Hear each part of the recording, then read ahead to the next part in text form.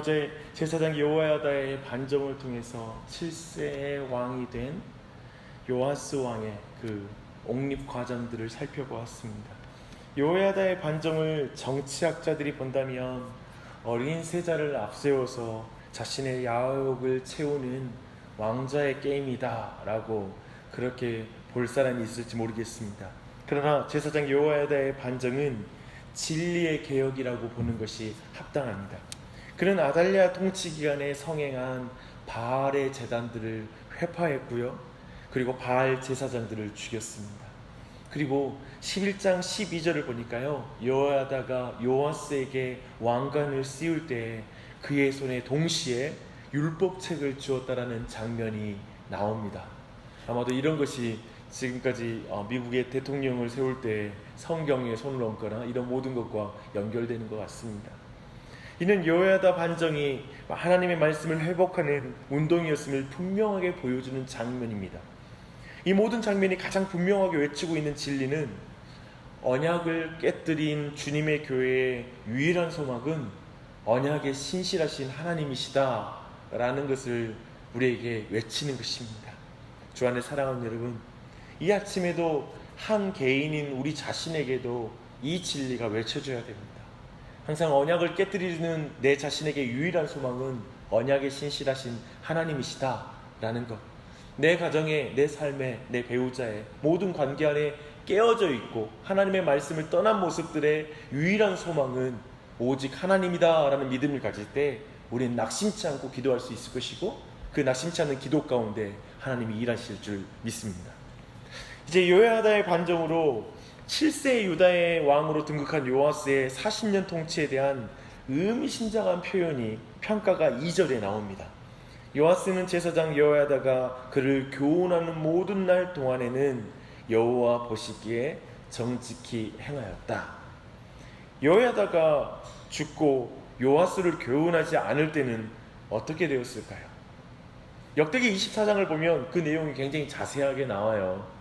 안타깝게도 여호야다가 죽은 뒤 요아스는 지방 정치 지도자들의 말을 듣고 우상 숭배에 빠지는 악을 행하였다라고 역대하 24장은 말하고 있습니다. 그것만이 아니라 이제 그 우상 숭배를 보면서 하나님의 영의 감동을 받아서 그의 우상 숭배에 대해서 경고하는 메시지를 전하는 여호야다의 아들 스가랴를 성전 뜰에서 돌로 쳐 죽이는 악행을 행합니다. 제사장 여호야다와 요아스의 관계가 이제 완전히 깨졌다라는 것을 이제 보여주는 장면이 이 장면입니다. 이 말은 단순히 정치적인 협력자들의 관계가 깨졌다라는 말이 아닙니다. 이제 요아스가 하나님을 버리고 떠났다라는 말입니다. 선지자를 죽였다라는 말은 마치 엘리야를 죽이려고 했던 그 아합을 방불한 죄인이었다라는 것을 우리에게 보여주는 것입니다.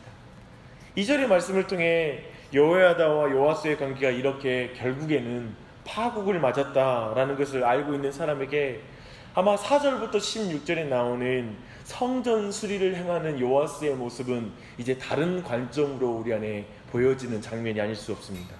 이제 여호야다의 지도를 받는 동안에 요아스는 성전 수리에 힘썼습니다. 요아스는 아달랴의 학정 기간 동안에 아마도 손상되었을 그 성전을 다시 수축합니다. 특별히 4절에는 성전 수리의 3가지 수입원을 말하고 있습니다.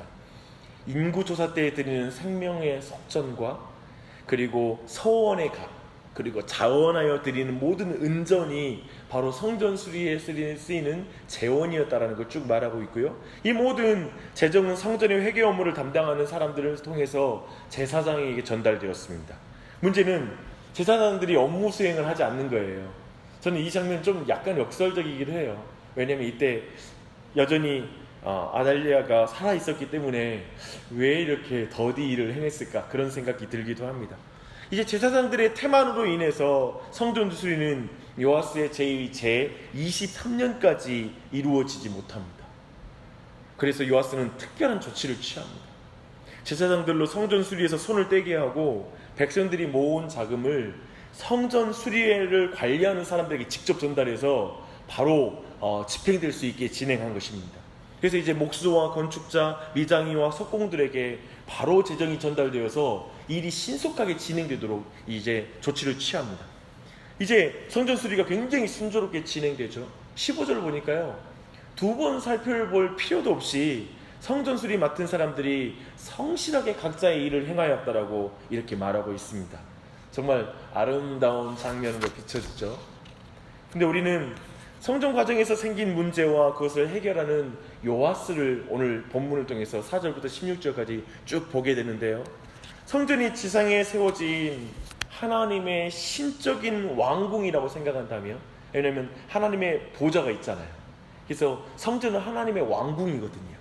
근데 그 왕궁이라 생각한다면 그것은 하나님께서 백성들 가운데에서 통치하시는 것을 상징적으로 드러내는 건물이 바로 성전입니다. 그렇게 회파된 성전을 보수하는 요아스의 모습은 이스라엘의 진정한 주권자는 하나님이십니다. 나는 그 왕이신 하나님께 충성을 다하는 왕입니다. 그리고 주님을 받드는 행위로서 나는 이 성전을 다시 보수공사하는 것입니다 라고 하는 그런 행동으로 이해될 수 있을 것입니다. 하지만 우리는 요아스의 그 헌신이 한낱 종교적인 행위에 그친 행위였다라는 것을 주목할 필요가 있습니다. 왜 그러냐면 요아스는 그저 건물로서 성전을 다시 재건하는 일에는 성공했는지 모르지만 성전의 참된 가치를 그의 나라에 이루는 일에는 완전히 실패하기 때문에 그렇습니다. 나중에 여호야다가 죽고 나서 그는 바로 그 성전에서 자신의 우상 숭배를 경고하던 여호야다의 아들 스가랴를 잔인하게 돌로 쳐 죽이거든요.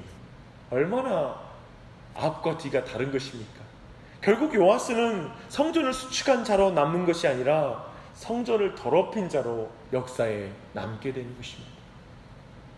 열왕기서는 요아스의 비참한 그 마지막을 잘 말해주고 있어요. 이제 아람 왕 하사엘이 유다를 침공하였고, 그리고 요아스는 살기 위해서 성전에 보관되었던 모든 보물을 하사엘에게 넘겨줬다라고 말하고 있습니다. 하사엘의 공격을 피하기 원했다면 성전의 주인이신 하나님께 기도해야 되잖아요. 근데 요아스는 도리어 성전의 보물을 이방인에게 그냥 넘겨주는 거예요. 이 또한도 그의 성전 보수와 반대되는 행동이에요. 사실 이때 방금 전에 성전 보수를 했거든요. 그러니까 그 행위가 어떤 행위였는지를 보여주는 게, 그게 참된 신앙으로 성전의 가치를 알고 하는 행위가 아니라 그저 여호야다의 지도에 따라서 그의 그냥 육적인 행위였다라는 것이 그대로 드러나는 장면이 바로 이 장면입니다. 그렇게 하사엘의 칼을 피했지만 결국에는 자기가 믿는 신복의 칼을 피하지는 못합니다.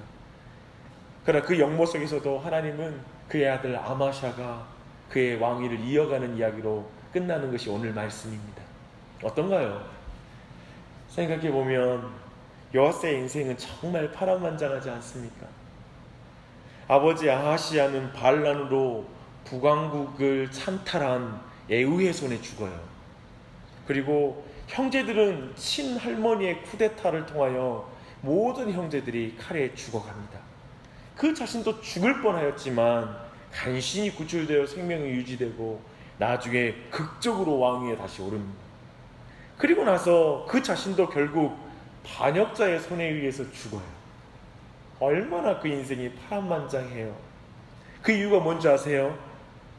그 자신이 하나님께 반란을 일으켰기 때문에 그렇습니다. 하나님께 반란을 일으켰어요. 하나님께 쿠데타를 일으킨 거예요. 그래서 역대하에서 스가랴는 그의 반정을 이렇게 표현하고 있어요. 너희가 어찌하여 여호와의 명령을 거역하여 스스로 형통하지 못하게 하느냐. 너희가 여호와를 버렸으므로 여호와께서 너희를 버리셨느니라. 결국 이게 요아스의 인생이었습니다.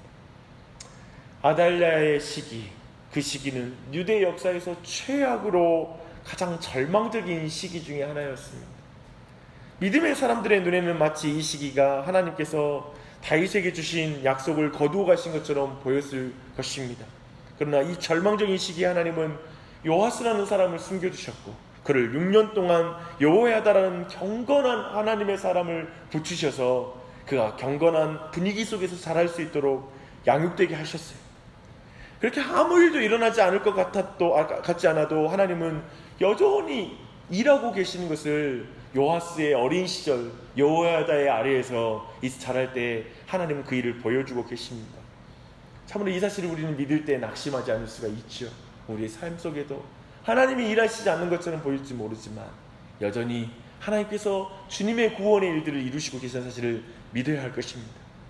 요아스는 이제 성전 안에서 잘 자라 왕이 되었고 그의 스승인 제사장 여호야다가 살아있는 동안에는 하나님 앞에서 잘 행하였다라고 말합니다. 하지만 여호야다가 죽고 나서 빠르게 타락의 길로 가는 것을 보면 요아스에게 하나님은 스승인 여호야다의 하나님일 뿐이지 자신의 하나님은 아닌 거예요. 영적인 좋은 지도자가 있을 때에 있는 내가 하나님의 사람인 것처럼 보였는데 정말 그 사람이 옆에서 지도하지 않으면 내가 정말 하나님의 사람이 아닌 게 드러나는 거예요. 요아스는 그런 사람이었어요. 이것은 너무나 두려운 사실인 것 같습니다. 부모의 하나님이 자녀의 하나님은 아닙니다. 우리는 동일하게 우리의 자녀들 또한 함께 이 아침에 기도할 때도 내가 살아있을 때에만 교회를 왔다 갔다 하고 출석하고 하는 그런 것으로 우리가 안심할 것이 아니라 진정 그 마음의 중심과 그 영적인 모든 마음이 거듭나고 중생하고 참으로 자신의 하나님을 섬기는 그 자리로 나아가는 것을 바라봐야 될 것입니다. 우리 신앙 또한도 그저 교회를 다닐 때 그냥 교회 건물적인 것을 세우는 것이 내 안의 명예가 되는 것이 아니라 진정한 영적인 그 성전의 참된 가치, 내 마음의 성전이 깨끗하여지고 내 마음의 성전이 성령님으로 충만하여지고 오늘 이 아침에 내 은혜가 충만하여지는 진정한 성전의 가치가 회복되는 신앙으로 나아가야 될 줄 믿습니다. 그저 어떤 건물에 왔다 갔다 하는 게 중요한 게 아니죠. 그러한 은혜가 우리 자신에게 있도록 우리 자녀들에게 있도록 그리고 온 교회에 그 참된 회복이 있도록 이 시간에 이 아침에 간절히 기도하는 이 아침이 되시길 바랍니다. 기도하겠습니다. 하나님 아버지, 절망의 시대라고 말하고 어두운 시대라고 말하는 그 아달랴의 시대에도 하나님은 여호야다를 통하여 정말 요아스를 키우시고 그리고 그 가운데 많은 영적인 개혁적인 사역들을 이루어 나가시니 감사합니다. 하나님, 한국교회가 어둡다고 말하고 이 시대가 너무나 타락하였다고 말하는 이 시대 속에서도 하나님, 우리 자신이 속한 교회 그리고 지금 이 땅의 많은 교회 가운데 주님 여전히 여호야다와 같은 경건한 믿음의 사람들을 일으켜 주시고 그러한 목회자들과 또 그러한 목회자의 지도 아래서 다른 교회들이 일어나고 있음에 감사드립니다. 하나님, 그 일들이 신실하게 이 땅에 일어나게 하여 주시고 그리고 그 일들 정말 그런 여호야다의 세대들이 일어나서 주님 이 땅의 교회들을 다시 회복시키고 주님 앞에 나아갈 수 있도록 은혜 베풀어 주시옵소서. 그러나 하나님 아버지, 간절히 간구하는 것은 그것이 여호야다가 있을 때 요아스가 경건한 것처럼 보였지만 결국 그 자신의 하나님이라고 고백되어지 않았던 그 상황을 보게 됩니다. 하나님 아버지, 우리가 속한 교회 그리고 내 자신과 우리의 가정이 주님 아버지의 하나님, 주님 부모의 하나님이 참으로 자녀들의 진정한 하나님이 되게 하여 주시고 그리고 하나님, 주님 전 세대들의 하나님이 다음 세대의 하나님이 될 수 있도록 교회 가운데 역사하여 주시고 주님 우리 자신에게도 그 은혜가 넘쳐날 수 있도록 은혜 베풀어 주시옵소서. 그저 건물을 세우고 건물을 오가는 신앙에 만족하는 것이 아니라 그 마음의 성전이 회복되게 하여 주시고 예수 그리스도의 보혈과 성령의 충만함 가운데 거하는 마음의 성전이 될 수 있도록 깨끗하여 지도록 거룩하여 지도록 모든 음란하고 더럽고 이 세상을 쫓아가는 모든 생각들로부터 우리의 생각을 보호하여 주시고 우리의 마음의 성전을 정결하게 보호하여 성령께서 거하시는 전으로 주님 우리 온전히 흠없이 보존될 수 있도록 역사하여 주시옵소서. 이 아침에도 우리가 기도해야 될 제목이 너무나 많습니다. 기도해야 될 사람들이 너무나 많습니다. 주님 먼저 우리 자신에게 은혜를 베풀어 주시옵소서. 성령님으로 충만하게 하여 주시고 기도할 수 있는 힘을 주시옵소서. 지혜를 주시옵소서. 기도 제목을 주시옵소서.